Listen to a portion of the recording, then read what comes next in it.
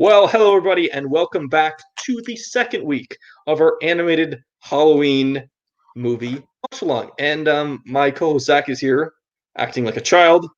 Zach, how are the bubbles today? That was a failure. I also forgot that I'm like on electronics and the bubble splash, and now my computer is fairly wet. I did not think through this bit. That's fair. The That's water fair. bubble! Away from So the last week you joined us for a discussion of Wallace and Gromit: The Curse of the Were-Rabbit. This week we're going to talk ParaNorman as we continue to talk about animated movies related to Halloween. But let's do our favorite intro first. Zach Ford, last movie you logged on Letterboxd. last movie I logged on Letterboxd is because I have been marathoning 2009 movies because I'm a psycho and I just do random years. Um, is The Hangover. Um, I feel like I enjoyed The Hangover a lot when I saw it the first time. It was a prime experience. I was working at a movie theater because I was like 19, 20. I was 20 years old when it came out. And like me and all my movie theater buddies got to watch it at midnight, like 2 days before it came out to do the like screening. We kind of made an event out of it, and like 15 people that were all really into it, and I think the movie really works well as not like shock humor, but as in like this is like crazy shit happening, and it's you can't really expect what's going to happen the whole movie, and that's where a lot of the humor comes from. And I think once that dries out, this is probably the third time I've seen it or fourth time. I feel like it just seems a little more stale every time. I do say that some of the bigger set pieces and general concept of all the crazy shit happens, it still kind of works and still entertaining. I still like watching them fuck around with the tiger.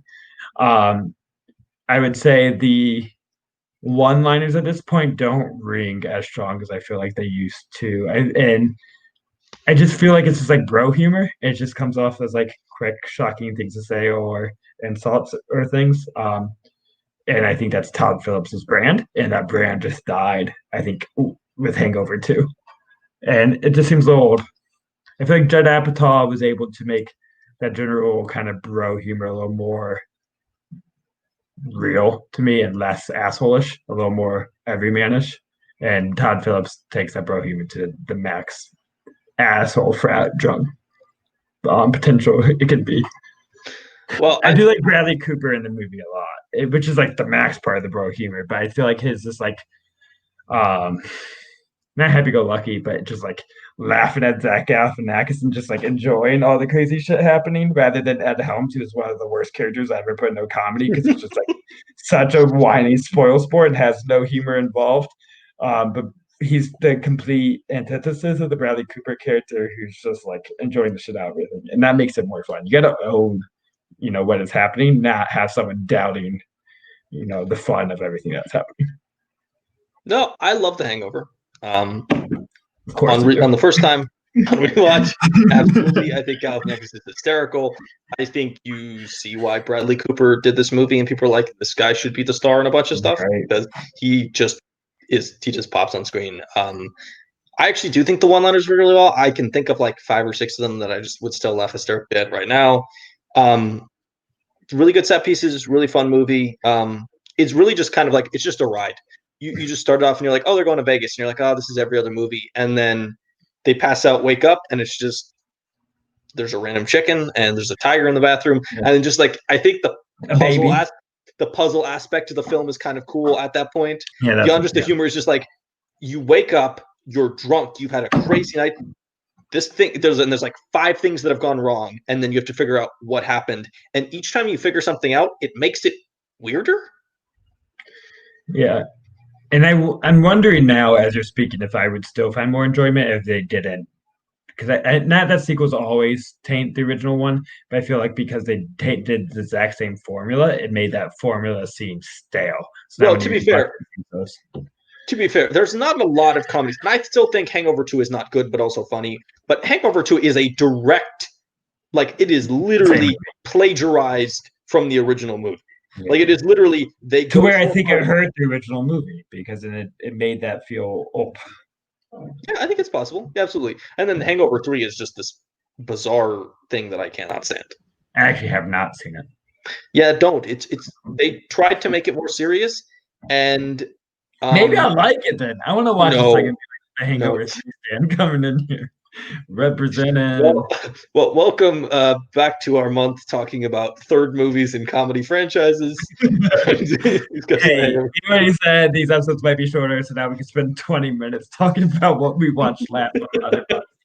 All right, to make this segment, and I will give you a quick spiel. I watched the last movie I watched on Letterboxd was Kelly Reichardt's Wendy and Lucy, which is a really cool small indie film from the director of First Cow. This we were the big A24 film from this year, and it's Michelle Williams just kind of plays we don't really, I think, get to know that much about the character, but she has a dog, and the dog's name's Lucy. She's Wendy, and she's kind of just a drifter in some ways, just kind of traveling across the country trying to figure everything out. And it's just kind of this really quiet but really enjoyable character piece about like what happens if you break down and things go wrong for you in a small town, and her just trying to figure out what she needs to do, and then some tough decisions are put in her path, and you kind of get to watch her struggle with them and figure out what she needs to do. I think it's a really good film, and I'm definitely excited to watch more from Kelly Reichardt. And also Yeah, Michelle Williams is amazing. She's a great actress that we this don't is. I don't think we talk about enough how good Michelle Williams I is. think we talk about it quite a bit. I don't know what you're listening to. I feel like it's pretty known that Michelle Williams is pretty great. That's fair. But let us continue. This is kind of a blind spot for me though, because Kelly Okay. Reichardt is a director I really like. Emily and Lucy seems real my alley, because there's like animals in it. And I like movies with animals in it, Yeah, it's on especially. Amazon Prime. Yeah. So at some point I watch it. I love First Cow and I love a bunch of her other movies. So I'll give All it a right, chance at some awesome. point. I like Um, Drifters. Thank you, Paul Yama. Shout out to him, our previous guest. He's the one who suggested I watch Wendy and Lucy. So thank you, Paul, for that suggestion. But let us continue on to our discussion of our main film for the evening, which is, of course, ParaNorman. And we will start with America's favorite segment, which is the Zack Ford plot summary. Zack Ford, can you give us a plot summary? And I'm already laughing because this movie is not easy to summarize. I watched it last night. I watched Um, it. I finished this movie legitimately 6 hours ago, and I don't know if I can do this. Watch Go me. ahead, Zach. This be the best one I guess. Okay. Let's do it, Zach. There's a kid with some crazy ass hair sticking Okay. straight up, and I'm real jealous because he has all the hair. I wish my hair sticks straight up, but then you can see right through it. It's not the thick crop like he has. Visual gags for audio podcast. Um, anyways, the hair I think it's supposed to represent, especially and his thick eyebrows represent his weirdness. He's different than everybody else because this guy sees dead people, hangs out with his grandma on the couch. Grandma seems real rad. I would hang out with ghost grandma all the time.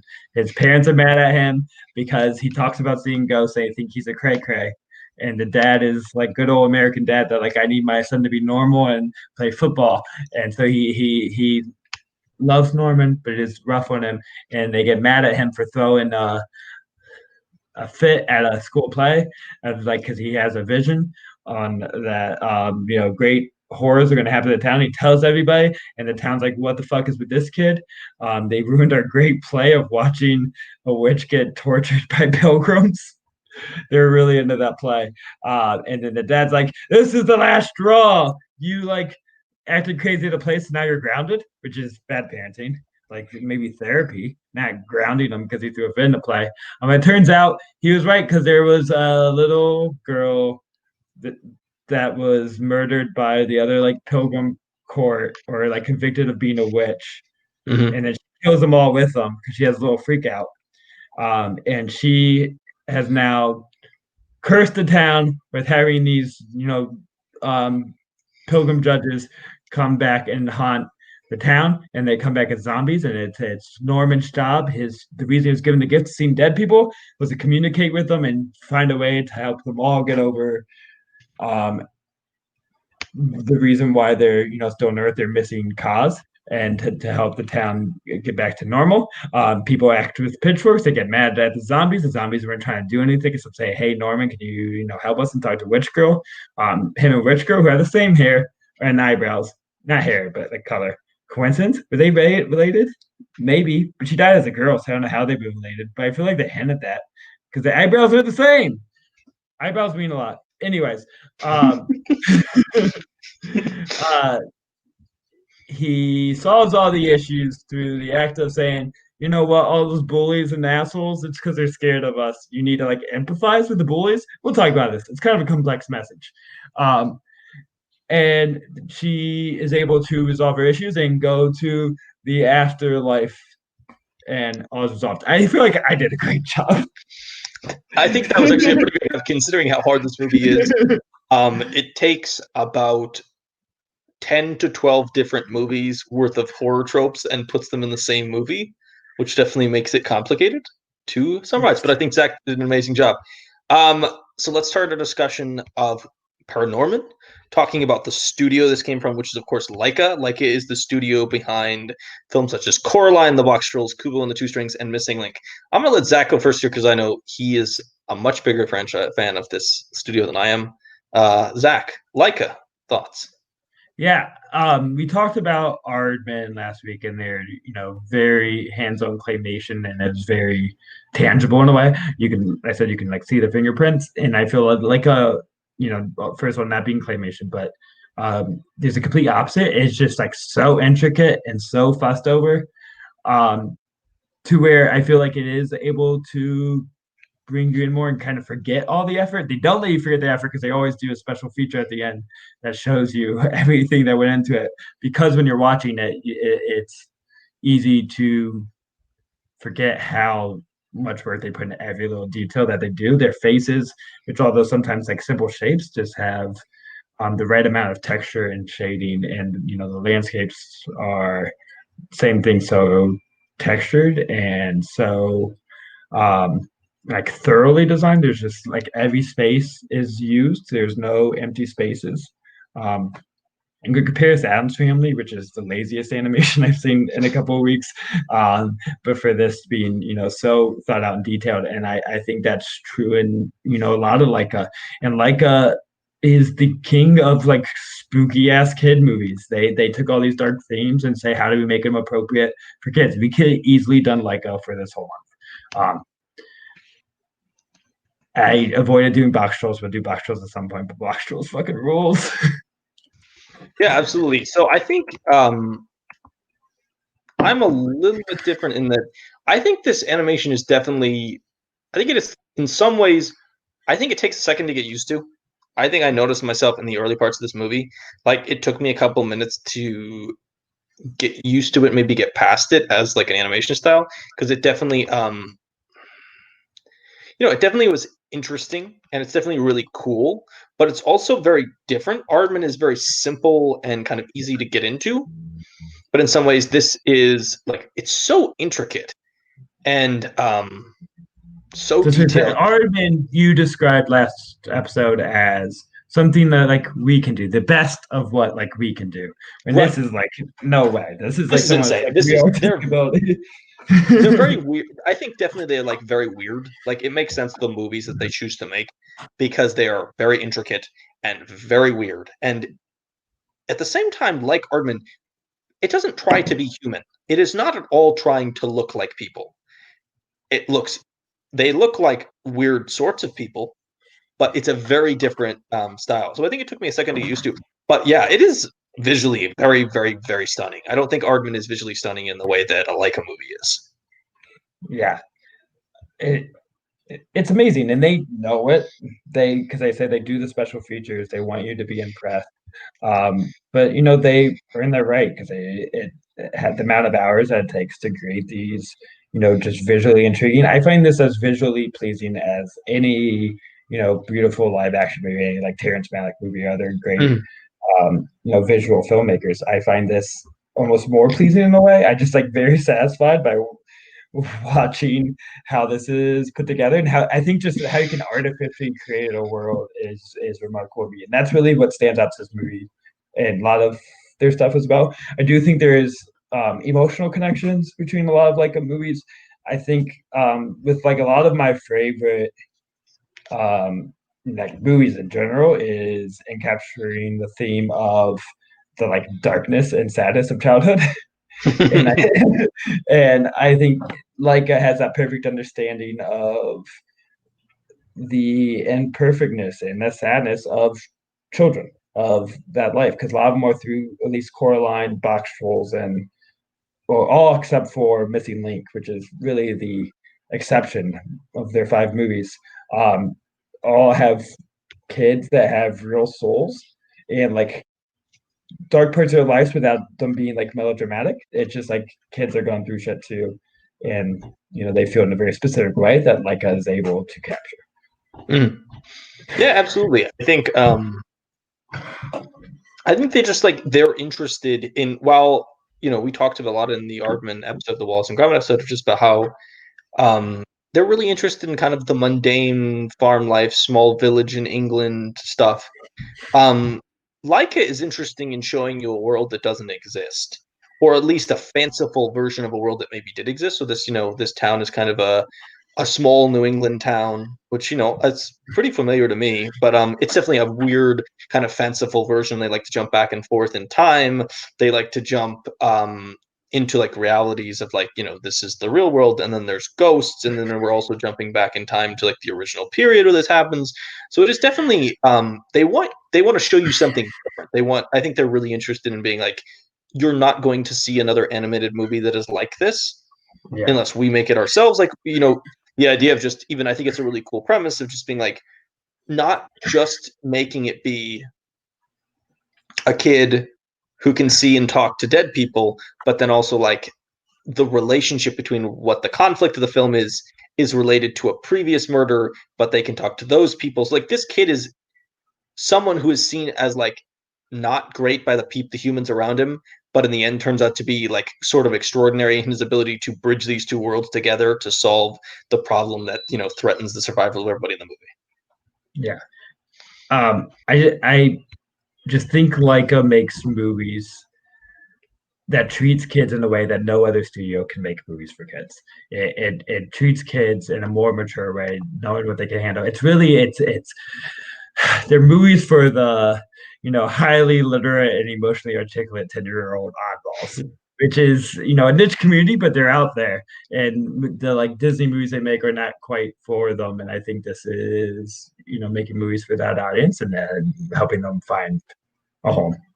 They're Well, great. I think that's exactly what it does. I think the movie is really important and wants to touch on this idea that I think kind of permeates society, which is that if you were really different, that is Yeah. a bad thing. And I think that's what this movie is really important in talking about is being different isn't bad. Being different is just different. And sometimes the people who are different are the ones that we need most in situations. And that theme is present in a lot of kids' movies, and that will be in Adam's Family as well in the most dumbed down way possible. Because this does treat it in much more of a complex way.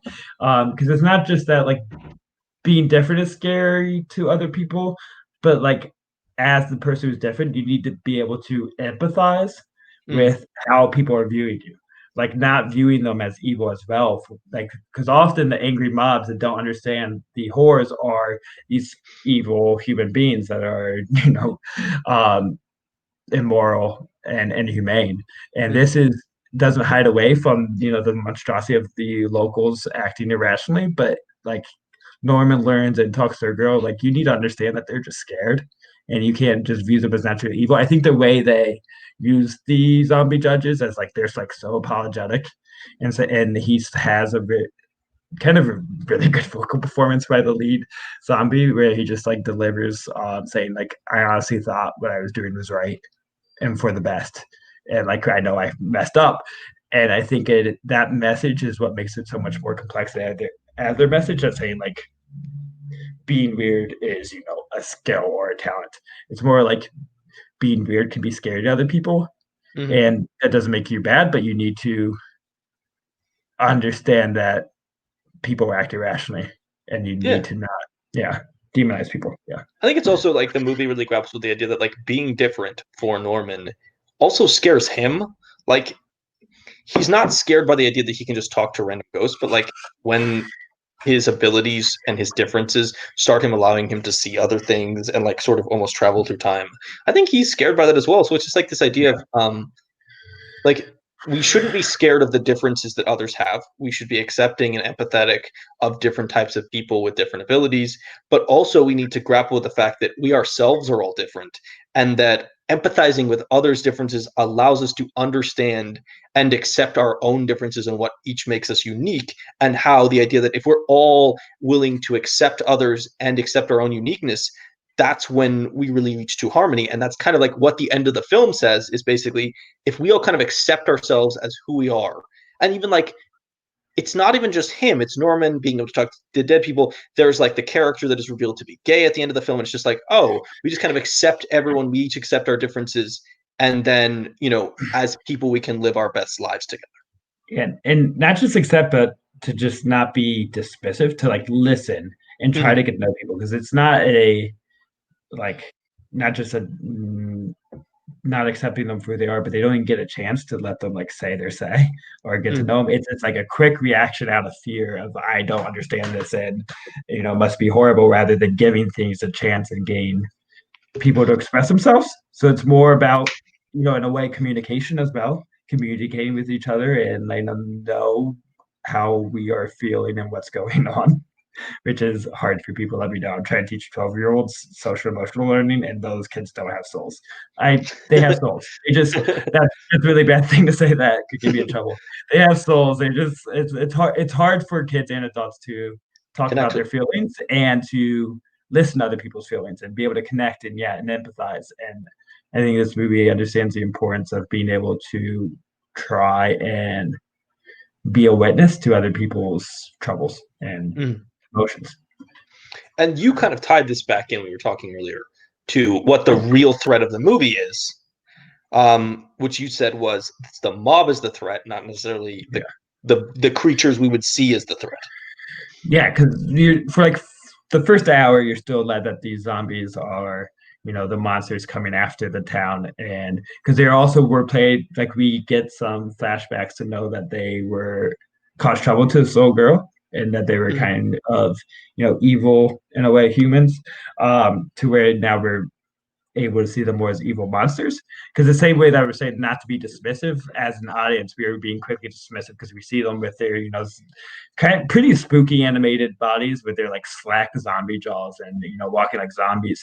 To where once we're given a chance for them to tell their story and for us to witness their truth, then we can have a deeper understanding. So the movie plays that trick on you. It plays the trick on your expectations, just like we judge people based on their cover all the time. We're judging those poor little zombies that just wanted help. They just wanted Norman to help them so they can, escape their afterlife, to a more peaceful place. Um, but the zombies do look scary as fuck, and that's where it Yeah, comes from. but it also plays on just our natural understanding of the horror genre, which is just like, Yeah, when you see zombies, you assume that they're this mindless bad thing, and I think that they do a cool job as they go along of kind of quickly like humanizing and explaining, oh, I mean, these are people who did something bad in the past. They were all part of a jury that convicted this young girl of being a witch for yeah. kind of no reason. There doesn't really seem to be a lot of She was talking to dead people, like Norman. oh, okay, She okay. had, as they said, they were linked in souls. She had the same power, and they talk about that. But she could see dead people. I think she could see her dead mom that also got like accused of being a witch, and that's when they. Basically they decided to eliminate her because she was different, which again ties back into the whole theme of different is not necessarily bad, and it's important to understand. Yeah, and there's the parallel between them being the villains of that day, because at that moment, the court were the villains. They were prosecuting this girl unfairly, to as they were acting out of irrational fear, and that is a parallel to the real monsters in the modern part of the story being the townspeople acting out of fear. Um, so pulling at that, like it's kind of like universal and timeless parallel that throughout history people have acted irrationally, and it has caused a lot of horrific things throughout history. And you definitely can't relate to now how people acting irrationally and out of fear has Hmm. shaped our political and cultural landscape. Yes, fun stuff. Yeah, this movie also like really is focused on, it is really kind of a melding of a lot of interesting horror tropes, like or like very traditional horror tropes too. It's the idea of curses and witches and zombies, but also kind of does unique stuff with them. Like, we don't typically think of um, the curse making the people that it was cast on zombies. That's not typically how curses work. It's usually that like the curse that the witch had said was, affecting their family generations later, or it's affecting some kind of house or some kind of object. It's not usually related to that. And it's kind of just this interesting idea that like while she holds them cursed and is unable to, pass on and be with her family, they are not allowed to pass on either. So they're stuck alive and walking around. And they're just like, it is interesting that they're all just kind of desperate to be understood and absolved of, something, the things that they have done that they now regret, but they're stuck because they need somebody to be willing to talk to them and understand them. And that's what Norman plays in this, is he's really just kind of like this person who instigates discussion and understanding between people. Like that's really his greatest ability, is just his ability to listen and let people speak like how they feel, and to apologize and say, hey, I screwed up here. Like he gives people the ability. That's the symbolism of the power, the symbolism of being able to talk to the afterlife, talk to people that no one else is able to talk to or listen to. Okay, just so in real life, he's able to hear things that people don't hear, to be that listening eye. So that is definitely the metaphor of those powers, is being a patient ear to those that are unable to express themselves maybe in other ways, or those that are often in the shadows or not be given the time um, to make themselves expose themselves to other people. I have no follow up. I just say because I No, like it's to okay. think that I have more to say. This kind of ties to this idea that I was thinking about, which is that the talking to the dead is kind of a mundane power. Like a lot of times when Yeah. you see movies and a character can talk to the dead, it's because, oh, some great power that is scary is going to come to that character, or it's the sign of an impending doom, or it's in kind of like an apocalypse or something really bad happening. And this movie, it's just like he just walks down the sidewalk and he talks to people who are dead. Like this is just a normal part of his life. And I think that's the cool thing about Like It, is that they create these worlds where this is just normal. He's just a lot like the people around him might not see it as normal, but in the world we're viewing, it comes off as normal. It's not ridiculous. It's not scary. It's not like the sign of anything. It's just he has this ability. And so, of course, he has conversations and talks to these people who are ghosts. Yeah, that's like the opening credit scene, which might be, I think, the most impressive scene in Oh, the movie it's as amazing. well, because it is, you get like the two parallel cities. You get like the regular living city that he's walking through, with the overlay of the paranormal ghost city of everyone still kind of existing in the world, but they're ghosts existing as they would have, and he's just saying hi to all the ghosts, and kind of really beautifully designed. There's just like the right amount of like green wisp. It's like not even a full green, just enough green of like, hey, that's a ghost. Mm. But without it being, too unreal, because it looks like someone that's like halfway between, death and the afterlife and the living. They have the right mixture of being a little ghostly, a little monstrosity, with like just enough human, as well. There's still kind of a physical form to them. They're not that just complete wispy gray ghost that we got used to seeing. I'll be honest, it was really easy to think of um the Army of the Dead from Lord of the Rings one every time I look at them. They do kind of remind me of that, even just the way that they're kind of held to this oath because they did something bad, and that they have to get like forgiveness for it so they can pass on. Really did remind me of that, and even like the look from that first scene really does remind me of the Army of the Dead from Return of the King. Yeah. That first scene is also or not first scene, but it's the opening credit scene. It is such a like traditional kind of like 80s scene of like the kid main character walking through the town saying hi, and you get um the general exposition of introducing, what the town, the world you live in. Yeah, But the payoff this is, I said that two worlds that you get to see all the ghosts existing within it too. It's not just the suburban town. right. It's the mundane town that you would be used to seeing with the interesting overlay of the ghost, which kind of works Yeah. and allows you to get into the world, but also like see what's different about the world that like is created. I know you wanted to talk about the humor in this film, and like How it's does that interesting. work? It doesn't really, does it? Does that It's this also is really forgettable. I feel like the humor is also really forgettable in this film. It's really forgettable. It's fairly lazy. I feel like they needed someone with more comedic touch to do some script doctoring. um, Or because just like somebody to a be lot of like, the lines just seem like a really easy, obvious joke that was able to come mhm, up. There's just not a lot of wit when there's so much wit and intelligence put into the craft of the movie, and it just does not exist within the dialogue. They want to be funny. Why do they want to be funny? I think to make it easier for kids, because I also just don't think it's necessary. I think they could have cut out 90% of the jokes and the movie would work better. They don't mhm. need to replace the jokes, but just play it much more serious. And I think it was would have been great. I think honestly, you could have had a couple of visual gags, like Mhm. the van rolling down the hill, and he gets to the bottom, and the Casey Affleck character is like, "Oh, we can fix it," and then it just kind of collapses. I think that's a pretty decent gag, but yeah, I don't think the lines work as well. I think also it's just like it feels like a little forced. Like they were like, "Oh, we're making a kids animated movie. We have to have jokes in it, otherwise no one will watch it." And it's just the character archetypes that were playing for humor were so broad and generic of like Yeah, the bully kid that becomes part of the team and the jockish brother who they like play off that stereotype at the end by just throwing out that he was gay out of nowhere, which is fine, but I also actually think kind of play that's a it's cool kind of another twist to work. it's cool, but it's kind of playing the homosexuality as a joke. That is the coming off as like this disappointment True, for not true. like a joke about homosexuality as much as a joke about the girl's expectations of someone she was crushing on. Mhm. So it's not horrible or offensive, but I still think was treating the use of that just as a joke. But I do think they do make the joke more about like, man, she's just kind of clueless, and she hasn't noticed the entire time that he hasn't really seemed into her.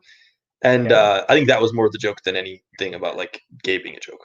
even her as an archetype as just kind of like boy obsessed, Well, pretty girl.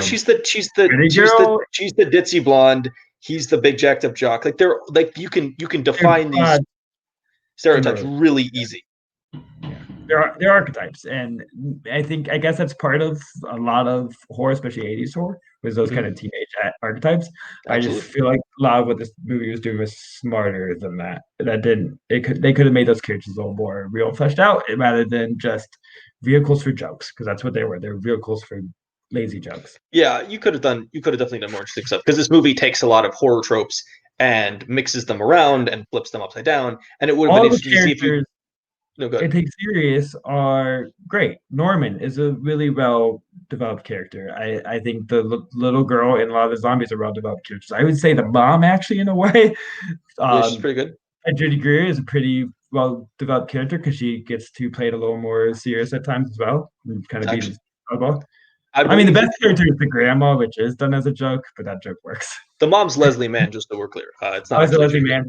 Okay, so actually, I wanted to talk about the voice performances. I think this movie does a really good job of um, blending the famous actor voices into character, like doing a really good job of having them play characters. There's only a couple I actually recognized. I did recognize that Casey Affleck was playing like the big jock, and I recognized that Christopher Mintz-Plasse, of course, McLovin from Superbad, was playing the bully. But I wanted to talk for a second about the other ones. Identifiable voices. You What? cannot mistake Casey Affleck's voice. He's the only person in the world with that Also voice. recognized John Goodman's voice as the dad and Leslie Mann as the mom. Cody Smith McPhee, who we've seen in like several, I think he's in Ender's Game, he's in the new X-Men films, No, that's plays Asa Norm. Butterfield. Oh, am I wrong? Oh, he's in no, he's in the Clay, X-Men movies. He's in the X-Men movies. he's an actually I, he's not in you're right. Ender's He's not in those. Game. He's in the second Planet of the Apes movie. He's in the Uh movie The Congress, which is really good. Yeah, yeah. watch Congress. He's Bernard Hill is the judge. So King Theoden, which is hilarious. It reminds me of Lord of the Rings, is from Lord of the Rings, is of course the judge from the past that had basically sentenced the witch to death, making air quotes for our audience just listening, because of course we real that this person isn't some evil witch like we've known from lore. And then of course you have John Goodman as the weird uncle, and then What's his Jeff face is Garlin, the dad. There you go. Jeff Garlin and Leslie Mann as the parents, and then of course Anna Anna Kendrick. Kendrick is his sister.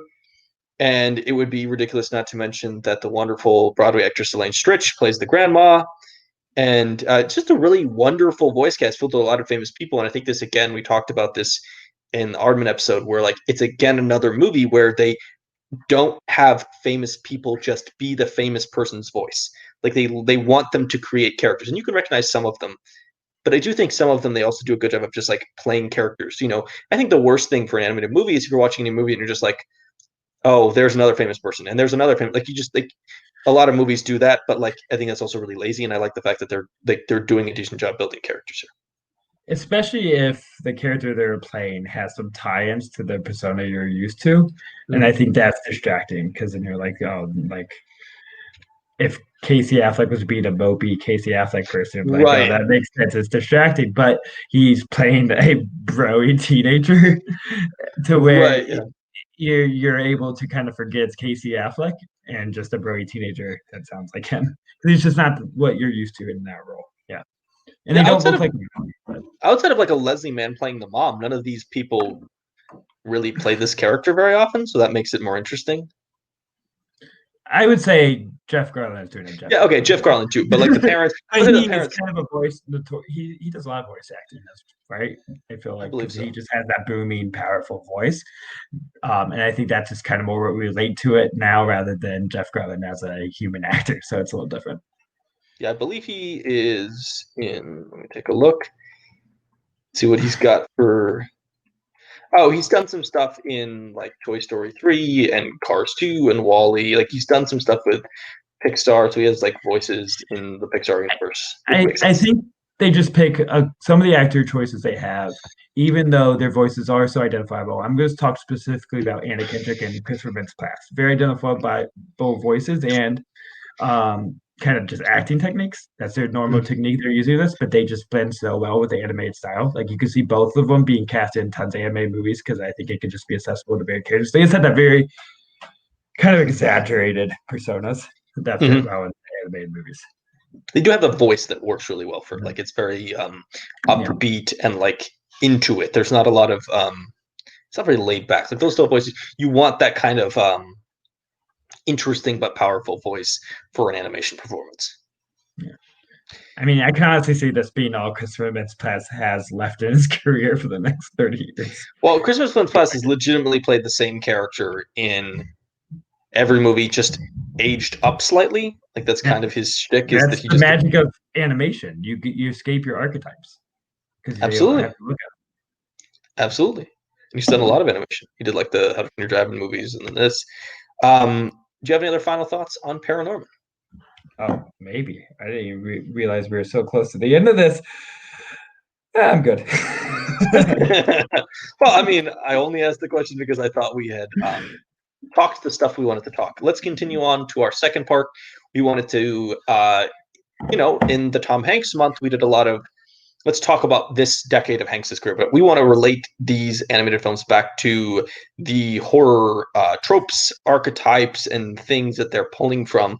So, Zach, why don't you tell us what this movie feels like you is taking from horror as a genre? Yeah, and I definitely want to hear your perspective on this because I may be completely bullshitting this on sparse knowledge of the source material I'm going to connect this to. But I found this story vibing a lot with kind of Stephen King mythology. I Mm-hmm. think having this, I don't know where this town takes place, but it definitely seems like a New England, It's small Massachusetts. town. So it It's is. Yeah, because it's like witchcraft Salem shit. Yeah. So yeah, it's Blythe um Hollow. okay. So that kind of small New England town, like suburbia with a dark history, which is very Stephen Kingy. That town's history is scarred by some horrors in the past, and those horrors come back, to haunt future generations. Often dealt with by youth.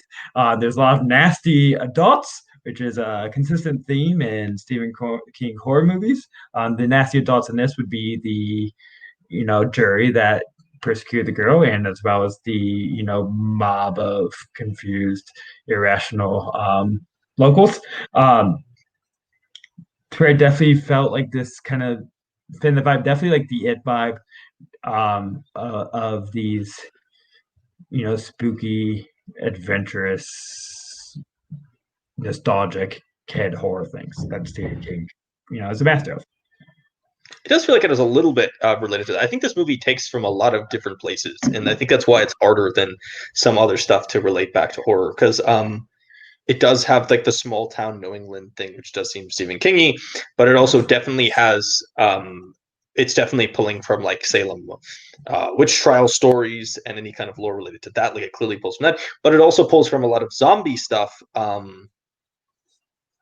because it has zombies in it, but like it's honestly a really interesting. It's kind of interesting that this movie works because it is a blending of so many different things that in theory a lot of people could have looked at the script and gone, you have too much going on. You can't do small town kids being bullied and witch Yeah, zombies, witches, ghosts, The Shining. curses, Like he kids has getting The Shining. bullied. That's what it is, right? Basically, yeah.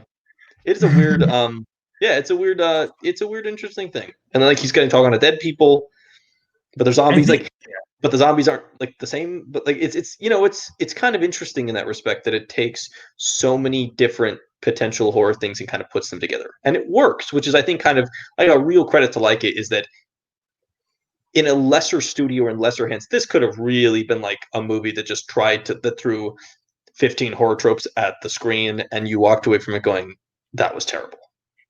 yeah, and this is why I picked this movie of the Leica ones to represent because all of them are pretty Halloweenish and a lot spooky, but I think this one is the most blatantly homage to horror movies. I do want to say, as we are going through the archetypes, there is, I think, a lot of homage to the 80s kind of slasher film stuff too, as far as creating, the group of teenage characters. Mm-hmm. Having to deal with the issues, also like kind of like Fright Nighty and just a lot of the 80s horror stuff. But Yeah, it's got a lot of different a lot of different stuff in there. And I think it kind of is very unique in that respect, and that it's not trying to be just one type of horror. It wants to pull from a bunch of different ones and then blend them together to create like this almost whole. and I would say all the horror elements work great. Comedy elements, fuck you. All right, and with that, Zach, do you have any more final thoughts for our audience? Absolutely not. All right, well then, I want you to thank you guys for joining us for a discussion of ParaNorman. And I hope you will join us next week when we discuss a really fun one, but also one that definitely has one type of movie it is attempting to pull from, and that is of course Hotel Transylvania, which is a very clear vampire analogy. But I'm not convinced you've seen Hotel Transylvania. I mean, I as feel some like other stuff, if anything Hotel Transylvania is played off of, it's Monster Mash. that's probably true. That's probably true. That's probably true. But it is focused in theory on vampires. And so come back next week when you'll get to watch us discuss Hotel Transylvania, potentially with a special guest. Who knows? We're gonna tease you now. Potentially, we have a special guest. Potentially. Zach, don't spoil the intrigue. We will see you next week.